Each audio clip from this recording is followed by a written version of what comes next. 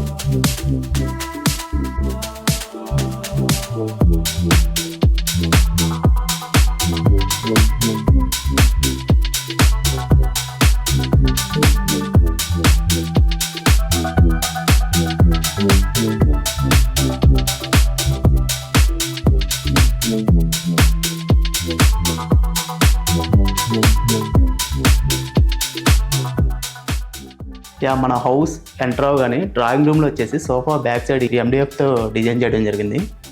And ఇది కూడా చాలా యూనిక్ డిజైన్ అనమాట మీరు చూస్తే. అండ్ డ్రాయింగ్ అండ్ డైనింగ్కి మనం సపరేట్గా ఓ పార్టీషన్ ఇవ్వడం జరిగింది అనమాట. హౌస్లోకి ఎంటర్ అయిన వెంటనే ఒక హ్యూజ్ వాల్ కనిపిస్తుంది. So that is called Buddha wall అనమాట. హౌస్లోకి రాగానే ఒక ప్లెజెంట్గా ఉండాలని చెప్పి, ఒక పాజిటివ్ వైబ్ ఉండాలని చెప్పి మనం ఆ బుద్ధ డిజైన్ని అలా డిజైన్ చేయడం జరిగింది. And come to the ceilings అయితే చాలా యూనిక్గా డిజైన్ చేసాం. మీరు అబ్జర్వ్ చేస్తే డ్రాయింగ్ రూమ్ ఆ పైన gold colour PVC sheets use చేసాం అనమాట. అండ్ డ్రాయింగ్ ఆల్సో సేమ్ అలానే డిజైన్ చేసాం. అండ్ క్రాకరీ చూసుకుంటే ఆ క్రాకరీ లాంగ్ వాల్ ఉంది. సో ఆ లాంగ్ వాల్ని మనం కంప్లీట్గా క్రాకరీతోనే డిజైన్ చేయడం జరిగింది అనమాట.